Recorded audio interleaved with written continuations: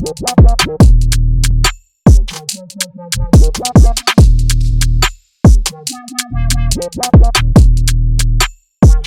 Music.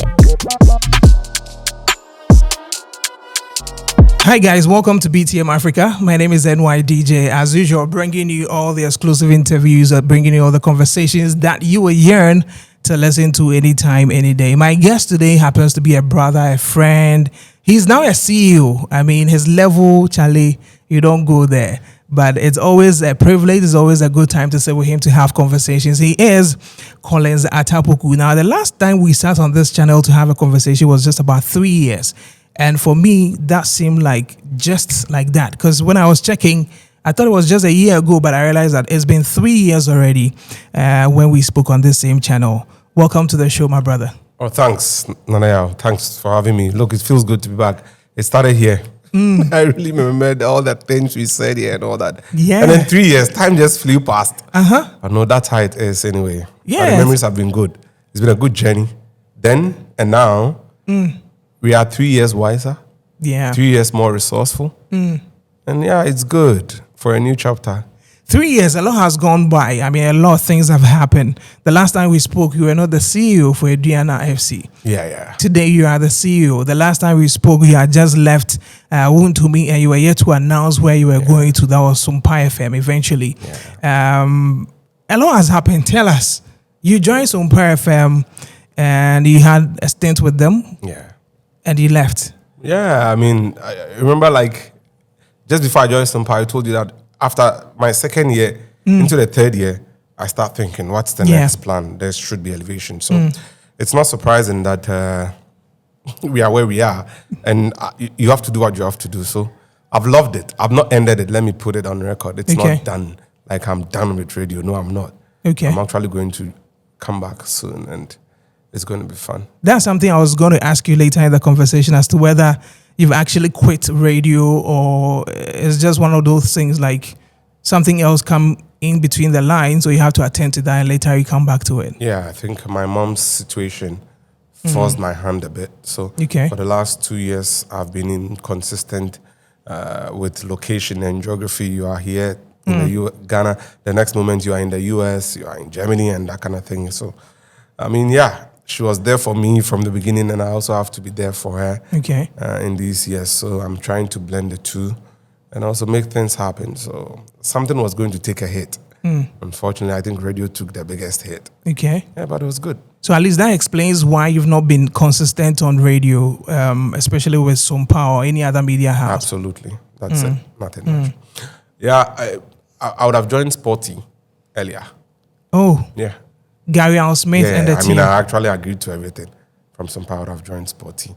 That was the plan until my mom's issue came up and I had to. When you say my mom's issue, for somebody who perhaps doesn't know, is thinking, hey, is it a court case? Is it what? Oh, I'm rather the bad boy with the court case, not my mom. So her health issues have not been consistent and she's been far away in Columbus, Ohio. So I've got to put things down, give it a stretch, be with her. Try and talk to her to come and enjoy some time in Ghana and see what happens. But she prefers being there and I have to respect that. And since she held my hand early on to go to school and all that, then it's also important that I also hold her hand in these times. So that's what it is. One good turn deserves another. Another. So that's it. And unfortunately for me, my dad is not alive. So she's all I'm clinging on to. And before you get me, you need to finish that woman before you can get at me. So I know she's more like the bedrock. She's been the backbone to everything. Absolutely. She's the matriarch of our family. So I don't take chances with her at all. But it's been good. She's a lot better now. Okay. And she would miss me once in a while. So once in a while, I would also dart and go back. Go visit. Make things happen. But she's the reason why I didn't join Sporty. It was all on the cards. Everything was agreed. Myself and Gary. Wow. So obviously, radio is not out of the way completely. No, not at all. You've taken on a new position. I mean, per the last time we spoke, like I said, you had not been appointed the CEO for Aduana FC. Today, you sit as the CEO. Tell us, is this something you had always envisioned? Is this something you wanted to do? Or how did that come about? Because I knew indirectly or directly you were in the management, but how did the CEO position come about? Well, since 2016-17 season, I've been involved in the running of the club, and through the wisdom of Asaji for Stadia and Bidu. The second, I've been involved in the club, trying to help it run successfully. The last 8-7 years hasn't been the most successful era. We won the league that season, played in the CAF Champions League and the CAF Confederations Cup, making it to the group stage. But since then, it's been topsy-turvy. 3-4 seasons ago, we made another shot at winning the league. Unfortunately, we lost out to Mediama, and it was painful. But Mr. Jojo was in charge of the club as CEO then, and I was assisting him. I've been acting as deputy CEO for the past 3-4 years. Interesting. And his age has advanced, and he has a lot to do now. So we decided that we should bring his tenure to an end and elevate him onto the board. Okay. So he's on the board now. And Osaji for the Domahine and the people of the MAD deemed it fit that I take on the mantle, since I'd been prepared and taken through the mail by Mr. Joe and then leadership. So it's not something I actually didn't see. I saw it coming because you could clearly see I was being groomed all these years. And they feel now is the right time for me to take up that responsibility. I'd like to thank everybody, the entire Damaman and Osajifu and his cabinet. It's something that I take so much pride and delight in, because my mother's father, Fosugini, that's how we affectionately called him, was Kwame Nkrumah's driver. Okay. Yeah, and then his younger brother, that's my grandfather again, Kwame Asante, we called him Shawcross. Shawcross was also an economic advisor to Buzia. So they've paid their dues to Ghana and Doma, and it's my tender. And I love it. Were you really ready for it? I mean, as at the time they informed you that, listen, this is the decision of the board. We want you now to take charge as a CEO. Were you not scared of the CEO position? I wasn't scared, but it's something I've been running away from for some time. Oh, yeah. For almost 2 seasons now, Mr. Joe deliberately took a backward approach. Okay. And any other meeting, any other thing, he will tell you to go. Negotiations, he will tell you to go. I remember I led the delegation to Tanzania and Ethiopia. Okay. Unknown to me, I was being prepared for this role. Ethiopia was about 2 players we transferred there. Kwame Adom from Pon and Anochi Bedu. Tanzania, we had a partnership with 10Bet. And most of the high stakes stakeholder meeting, I was the one that was going for the meeting. So it was quite obvious. But I think it was when the Domahine came to Denver, Colorado for the Kobana conference. That was when I knew my time was up. Because he dropped that with my mom. And I had also told my mom my plans in the US. They are still valid because I'll be going back at some point soon. So it was about how do you find a middle ground to blend it. We found a middle ground. And then my mom called to thank him for the honor done my family. I mean, traditionally, that's how it's done. Yeah. And then I availed myself to it, and then I came back to help out. So I was in Ghana in July for a month to see to preseason preparations and all that. Then I left somewhere in early 20-something of August, late August, and I went back to continue with my life. But I'm back to see to the operations of the club now. We will talk about management and you being a CEO now, and how different, especially since you had been a sports journalist. You are either critiquing the game or talking about management of a club or talking about the Ghana Football Association and all that. Now you find yourself in a position of leadership. How do you meet the two? Do you find certain things conflicting, like you now understand certain things, especially being in the CEO position? Well, thank you very much. I had the privilege of actually working with the club and getting to know the inner dealings of the club. Okay. And not just the club. I've consulted for about 15 Ghana Premier League clubs. Wow. Oh, yeah. One of the people who have actually prepared me for this role unknowingly is Mr. Moses Amapaka, the owner of Mediama Sporting Club. Oh. So when Mediama were playing in the CAF Champions League, I was in charge of all the visiting teams that came. Okay. Their logistics, hotel, transportation, ground transportation, and all that. Match day operations. He was preparing me. He was in constant touch with the Domahine and Mr. Joe. Okay. They were using that to prepare me. Most of the positions I took were from positions of privilege on radio. I had inside information. That's why I was that straightforward and firm. And I took that position knowing very well that someday the roles will reverse. Oh. Yeah. So I needed to distinguish myself as a journalist who did it well. And I'm not going to be the first journalist who was taking up, yeah. There are a lot of people currently. The FA president, Curtis, is a journalist. So I took that position aware that the future could hold something in store for me. Okay. I distinguished myself as a journalist. I want to distinguish myself as the manager of a club. And in so doing, I would know exactly the spots to hit. Okay. To make sure that, one, I'm consistent. One of them that I actually look forward to is salaries. That's always been a challenge for a lot of major clubs in Ghana. Massive. The wealthiest, Kotoko and Haas, are struggling with it. So you are definitely likely to struggle because they hold the fan base and then the mileage on the media space. So you are a small club trying to rub shoulders with them. It's always difficult. They are ingrained in the very fiber of Ghana football. So trying to circumvent them is always difficult. We find a way around that, but I'm going to be very consistent. And I'm pretty sure the players are actually happy when they see me around. These times are good. There will be very bad times because it takes 6 a.m. and 6 p.m. to complete a 24-hour cycle. Oh, yeah. Probably this are 6 a.m. we have light. At 6 p.m. there will be darkness. There will be doom so. And I look forward to that period where I would have to go and plead with people, help me pay my salaries. We are defaulting by 2 months, and that kind of thing. But I know the terrain quite well, and I know it's not rosy. I repeat, just as I said as a journalist, I'm repeating it today as a manager of a club. The venture we are in Ghana football is not a profitable one. Almost every single one is either struggling to break even or you maintain a loss. Not even the top 2 clubs you mentioned. They have higher wages, so they are even, their expenses are far more. So what we are trying to do is to maintain a posture where we would see this as a corporate social responsibility. Osagyefo Stadia and Aduana has done this for 17 remarkable years, taking the club from a Division 1 club to a Premier League club. We are the first club in the history of Ghana to win the Ghana Premier League at our first try. So we call it... That's remarkable. Ghana Kaiserslautern. Kaiserslautern did that in Germany. We are doing that. So you looked at it in some time past, things were quite difficult for us. But in this current terrain, we would want to believe that we have what it takes to make things look good, to transform our club from a provincial one to one that is rubbing shoulders with the elite.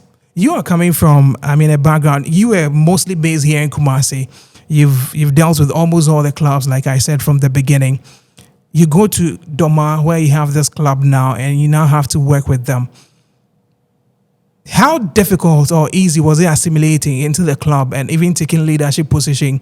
Because obviously you have a certain mindset or you have a certain vision that you want to take the club on. Switching, there's always that challenge of new leadership and all that. How easy or difficult was it, and how has it been so far? Well, it's always difficult because it comes to transition, and nothing is certain during transition. Yeah. Am I going to have my job still? This guy, I had issues with him when he was am I going to he was a journalist. Yeah, so, but then the most important thing is that it's like this microphone. I have one hand here. I have another here. We are supposed to push the microphone. It will be static. There will be no job done. Yeah. But the effort will be going waste. Yeah. So they would all have to come back and align. We are all behind the microphone. Pushing it in one direction means the work will get done. Yeah. But the first thing was to get into the minds of everyone that, look, things will change. But not the way you think, but the way we want. There will be a reset. Absolutely. And that we would want to go somewhere. You either go with us or we leave you behind. The choice is yours. Okay. So when you buy into a vision that will take everybody to the same place, it's good to go. And they saw a different me. Okay. All the time. When you took up a leadership position. Yeah, because the previous me in the management, okay, I've heard you. If you can't do it, I'll go and quickly do it. So that I would be that guy that assisted you. But now, we are all young. The management is a group of young men, young guys from Doma. Okay. So if we fail, we've actually failed the youth in Doma. Exactly. And so it means you guys want to make a statement. Absolutely. So the marker has been laid down, not by me, but by the vision of the Domaine. This is where I want the club to go. And the most important thing for us in the next 4 years is to change the reputation around the club. Okay. Rebuild the brand. Put it as blunt as it is for everybody to see what we are doing. And also generate love. Look, one of the biggest problems with Ghana football is the certainty of result. So you go to the stadium in anticipation that you don't know what the result would be.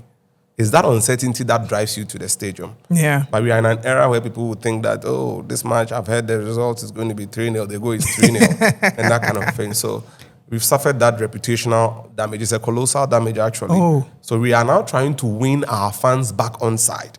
The very people the club is for, we're not happy with the club. Okay. So now we would, as part of the previous regime they didn't like, I need to act like a snake, where I will shed the old skin off together with my colleagues, and then have a new skin for them to see that, oh yeah, it's the same snake we knew, but this time around, it has a new skin, so that we get to work and then let them love their club. And they are beginning to love it.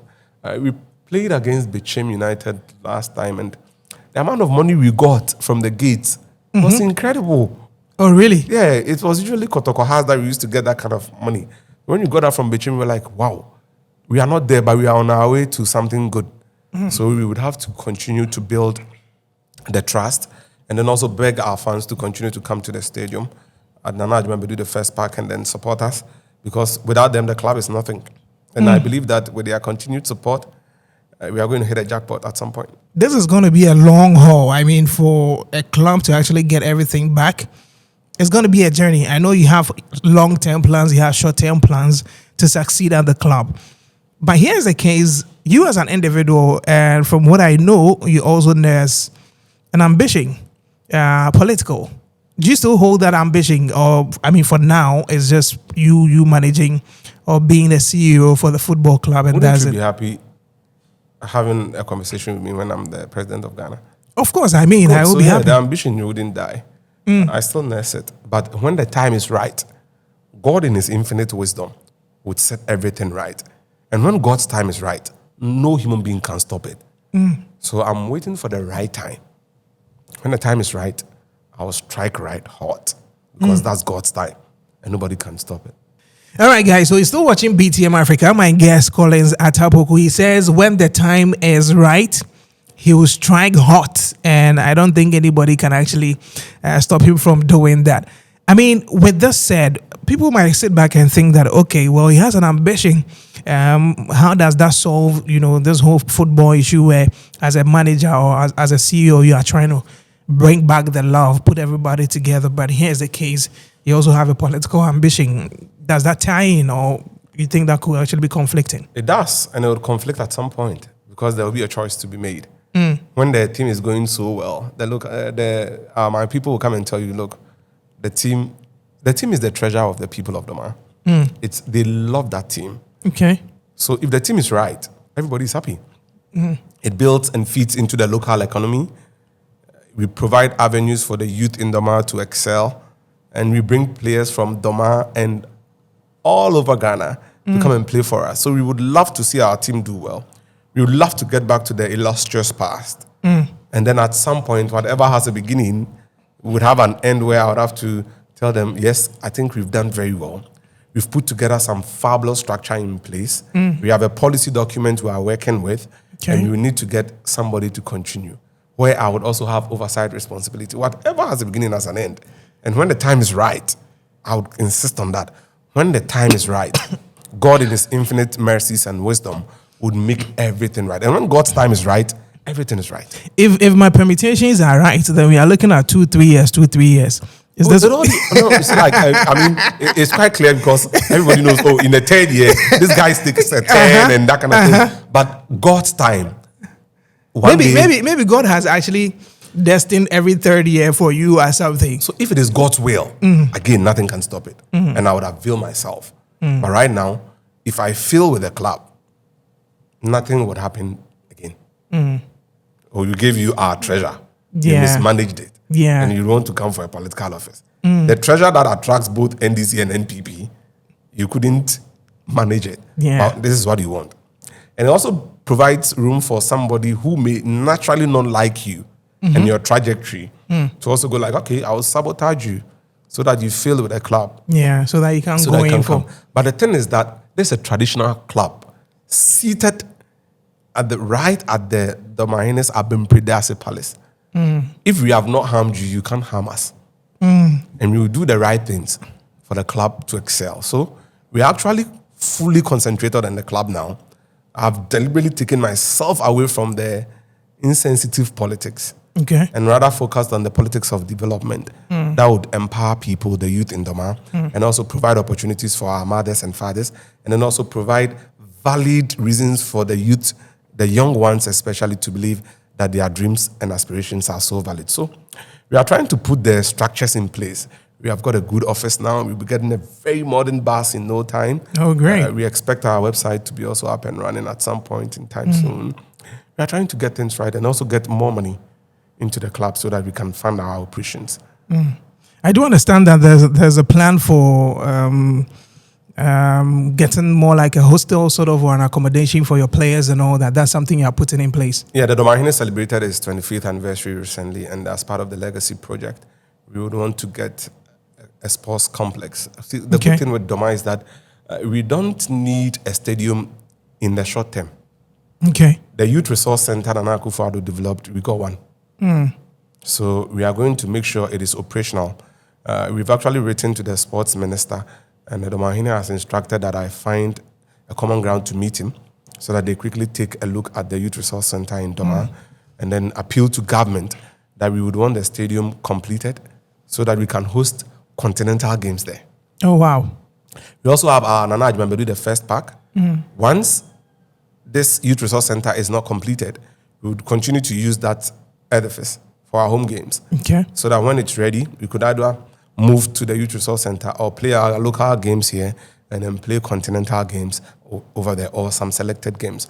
So we are looking at a legacy project that will provide us with 2 natural grass training pitches, 1 modern AstroTurf, and then also an office complex, and then a hostel for 3 departmental teams.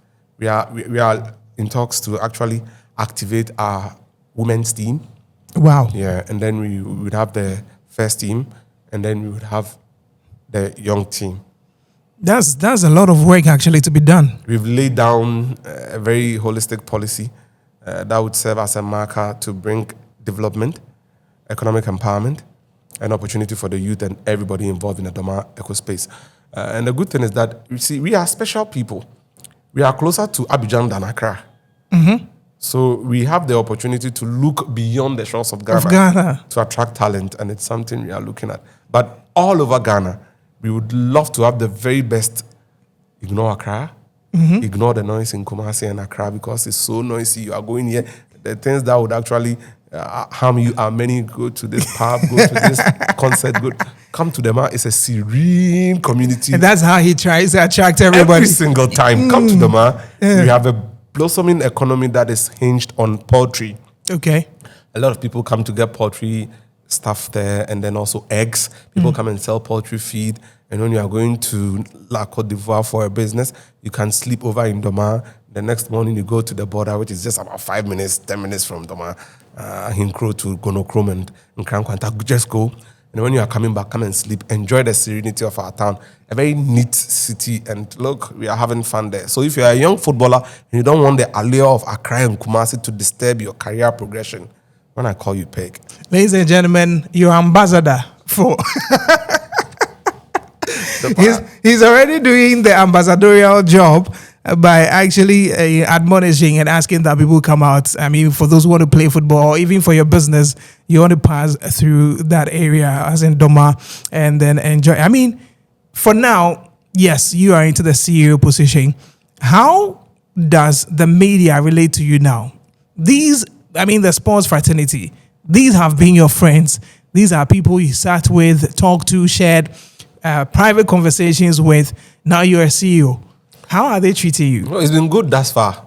And it can turn sour at some point too. So I'm actually playing the cards well because people are aligned in the media space. And you may have stepped on some toes whilst going about your work. But I'm such an adorable young man.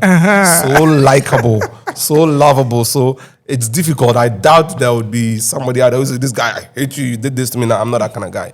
But they know me. Okay. They knew me and my standards then. And they would want to hold me to that lofty standards. Exactly. There are some pretty good ones Most of them are good anyway because they'll text you behind, I've seen this story. Please, what is the situation? Is there something you could do before it gets out? I say, thank you. Then I'll quickly go and then look at it. And there are some of the stories too, they will text you, look, this one, it will go out.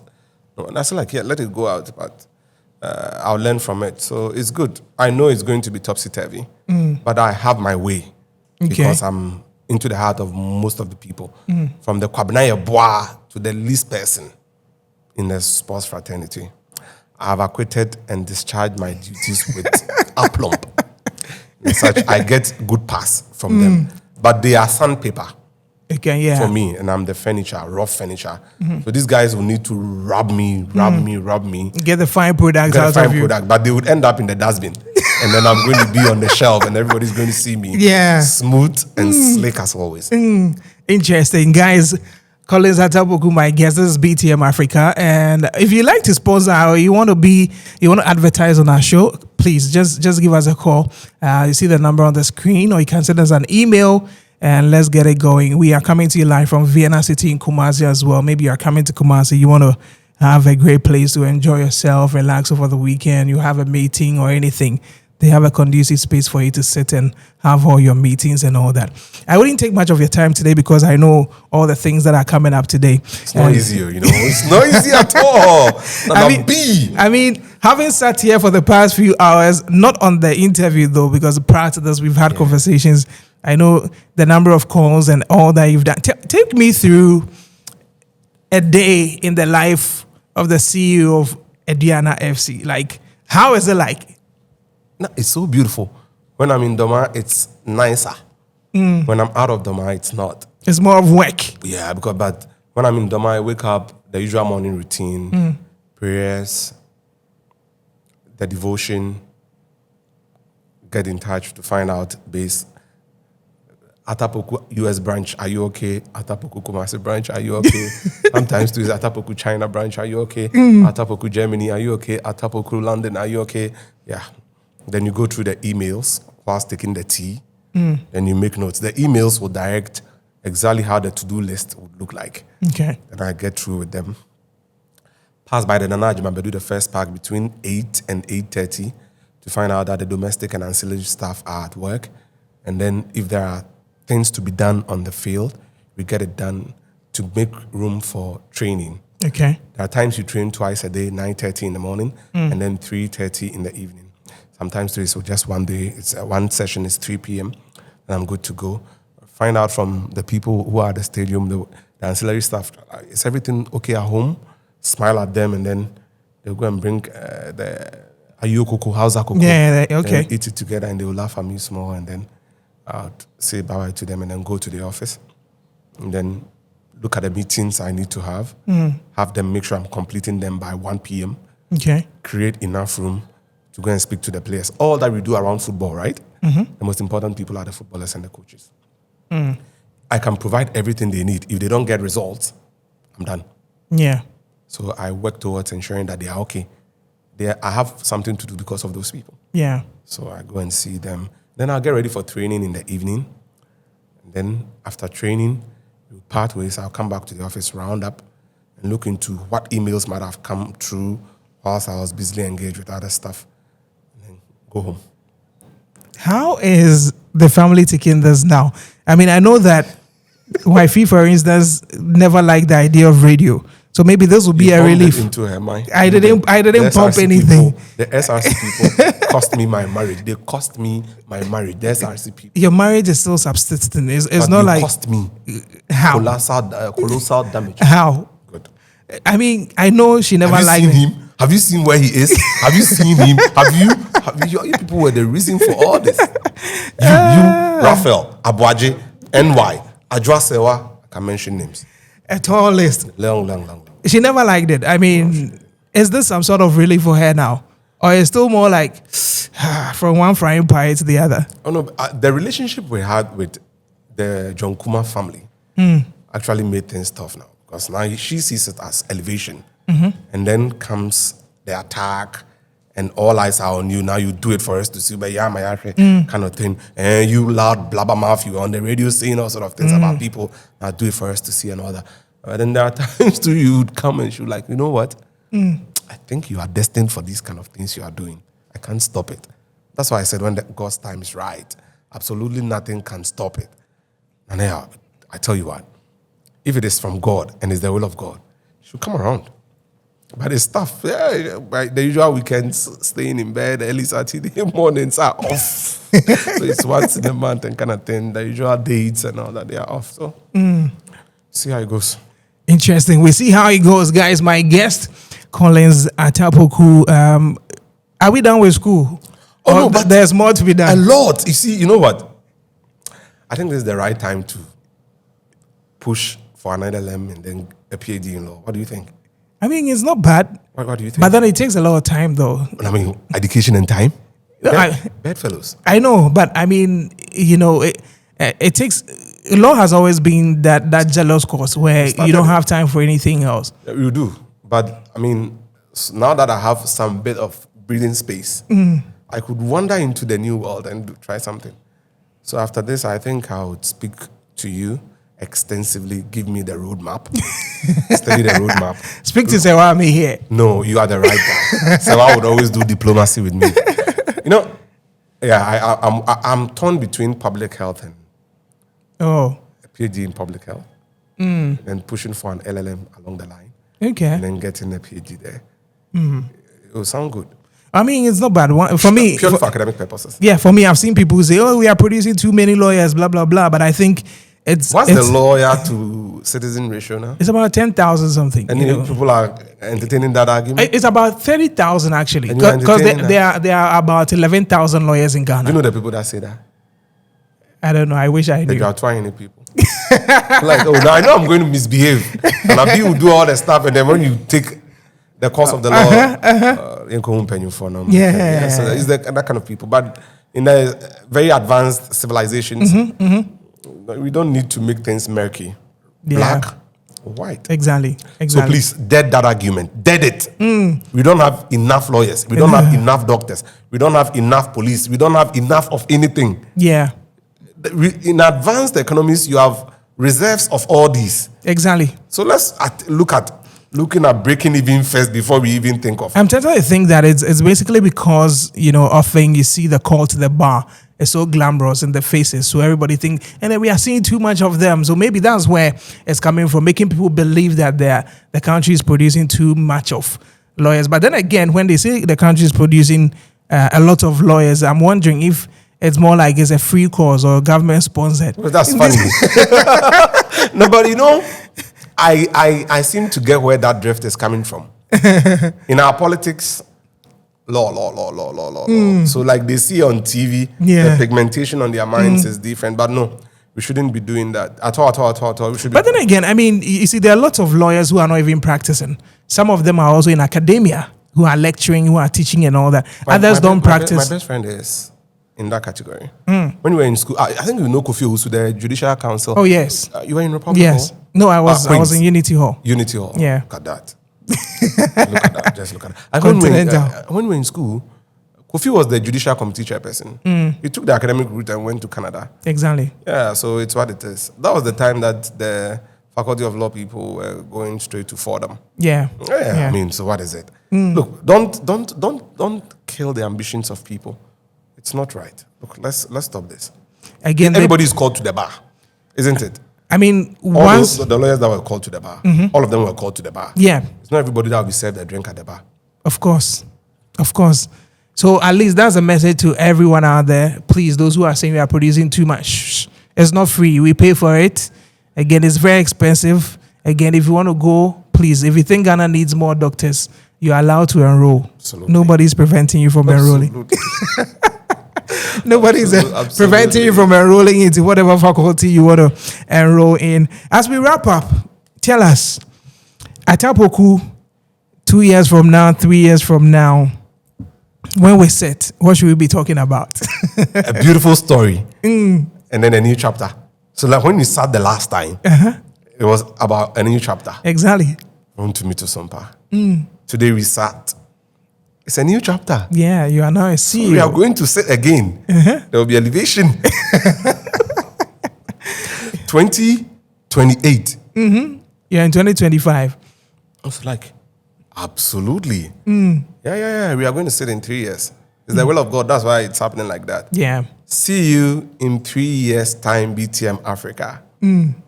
It will be so much love, new frontiers, and a big opportunity. I'm pretty sure the next time we sit on this, we should be sitting in our own studio setup with all the equipment and everything that makes it pop, so that at least take MS through the run. You want us to take us? It's okay. Don't do that again. We've come far, Don't do that again. Cozy. That laptop is somewhere resting. I'm sure it's in the ground somewhere. In the museum. I'm sure it's in some land somewhere resting in peace. It's done. It's paid its dues. Yeah. But before I let you go, there's been this conversation. I mean, sports and entertainment definitely have a place in our space. There's been that call for the use of the sports stadia for entertainment events. Not too long ago in Kumasi, the Barbara Sports Stadium, there was the Rapaholic concert. The issue about using the pitch and not using the pitch. The sports family would be angry to see the entertainers use the page and mess it up and all that. I don't know what you make of this. We are lazy. As a country, we are very lazy. When you say we are lazy, what do you mean? Look, there is a system in place by the NSA, Ministry of Youth and Sports. Why do you lump up people in just one section of Baba Yara? Invest 500,000 euros. Get the pitch covering. Invest in it. If you get the pitch covering, the stage is mounted on the pitch. The pitch covering protects the pitch. The show now has a stage that is 360. The performers are performing to the entire stadium. How much did they get using just the red stand? And I believe Sarkodie has what it takes to sell out that stadium. Yeah. So imagine if we had a full house, the amount of money the NSA would have made. The concern is that, I mean, how often do people really book the entire stadium, or how often do people book the stadium for some of these events? The biggest so problem, why should they invest in that? The biggest problem again is the laziness. We are only looking to appeal to one section of society. Have you thought about the kind of events and gigs we could do there? NDC Congress, NPP Congress, Church Congress, Deeper Life had a program there. Yeah. We rented the entire stadium. These 31st December all nights. Look, let's look beyond what we are doing now. It's not just musical content. Entertainment is not just about musical concerts. And they just should open up. Okay. Invest on that pitch covering. People can go on the pitch without it causing any problem. And then you get more money. So don't push the narrative to just musical shows. Okay. How many years has Rapaholic been in Kumasi? I mean, this is the very first one. Now, with the success story we saw, don't you think the others would want to emulate that? I mean, a lot of people would love to use the stadium, but maybe for the restrictions. Now, so I could actually put together a show of the Kumasi skid makers. And then we headline Shatawale and Sarkodie again. Kumasi love their own. Yeah. They will show up. Let's not restrict ourselves. That's my problem. The NSA should invest in that gadget. I saw your Amp of Ankara testing something with Accra Sports Stadium. Yeah. Invest in it. It's long overdue. Sports Stadium is not just for... I mean, I think he announced that Vibes Cartel has shown interest in using the Accra Sports Stadium. What are you even talking about? And Kumasi specifically has got the most vibrant and most economical funeral economy. Yeah. I've attended funerals. Was it Opokunti's? Opokunti had a funeral there. I went there. Look, we can do this. Don't just shoehorn the stadium into athletic activities. I do understand that you are a club manager, like you are a CEO, so maybe we can even get into this before we go. Would you understand that, some of the clubs are not even fetching enough money. The NSA is not even getting enough money. They could play a game, and at the end of the day, you realize that they realize just about 2,000 Ghana cedis coming to the NSA. And these are even big clubs. Yeah. Right after Rapaholic, I think Kumasi Asante Kotoko had played their African game. They had won. They had come back to play and the people in the stadium could not even number up to 2,000. Absolutely. So you're asking yourself, how much money is the NSA making to be able to, peanuts. Just be concentrated on just football? Peanuts. And then the sad bit is this.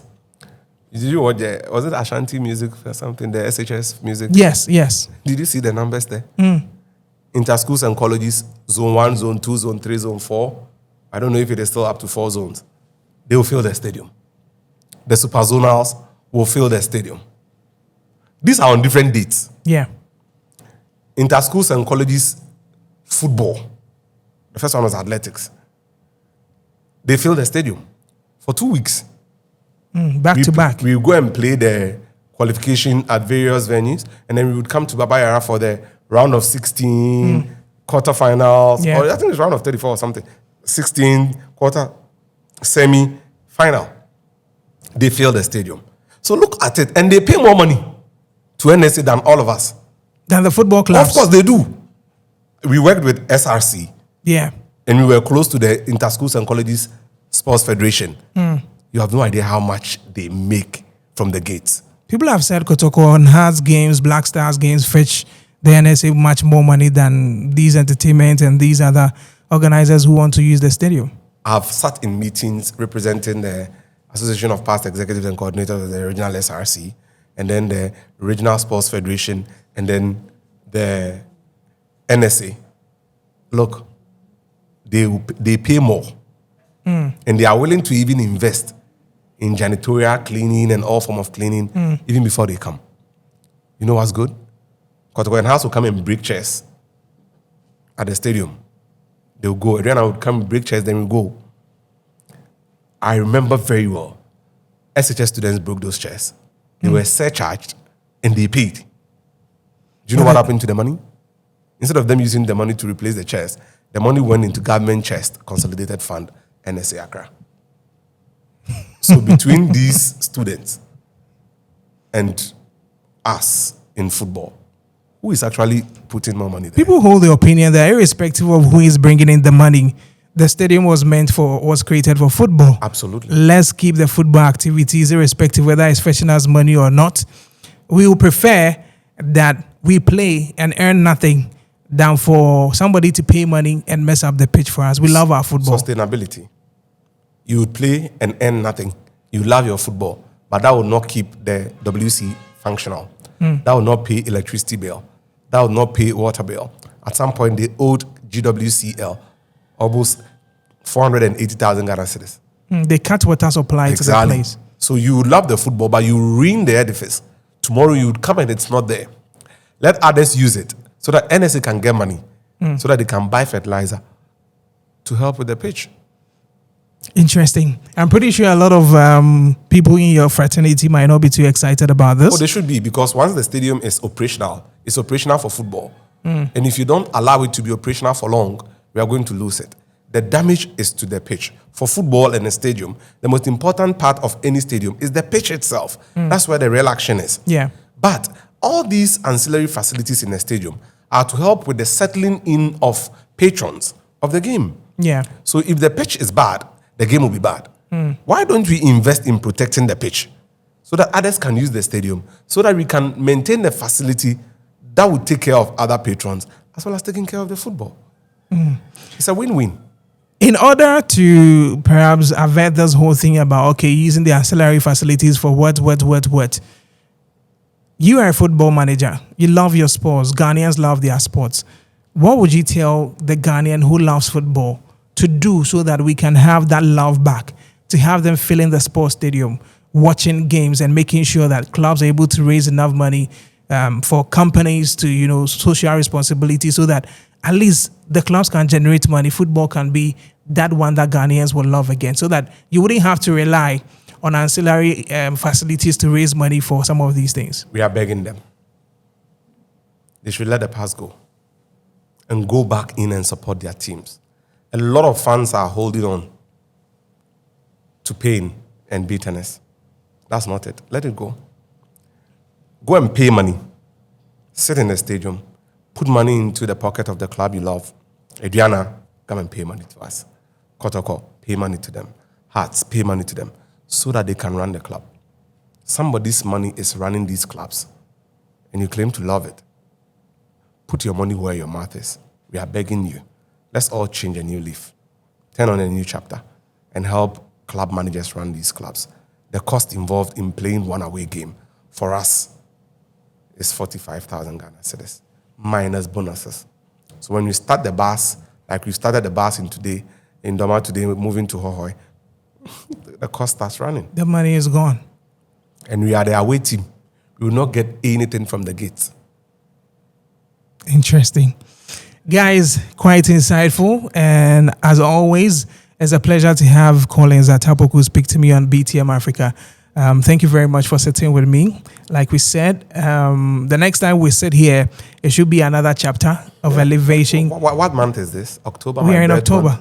So, yes, and belated birthday. I mean, not too long ago, you celebrated your birthday. No, Charlie. You know what? I'm that guy. Not too long ago, you celebrated your birthday. October 2028 will be so beautiful. Yeah. So beautiful. Hopefully, we do this from my office in Doma. Yeah. Whichever office it is, I'm not sure yet. But in Doma. Whether it's the member of parliament office. No, I wouldn't be member of parliament. We have a member of parliament. I wouldn't be member of parliament. But then, okay, I wouldn't be member of parliament then. Yes, I mean, yeah, as with that particular year. Yeah, 2028 October, I wouldn't be member of parliament then. Yes. But there will be a new chapter.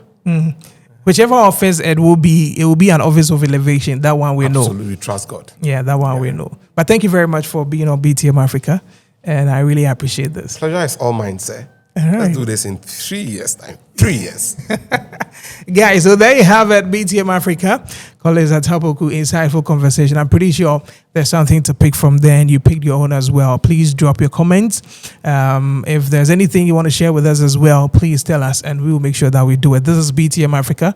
Big shouts to my producers. Big shouts to everybody who is working on technicalities and all that. Catch us on the same channel some other time where we bring you all the exclusives. My name is NYDJ. And once again, big shouts to Vienna City for holding us here on this show. Thank you for watching.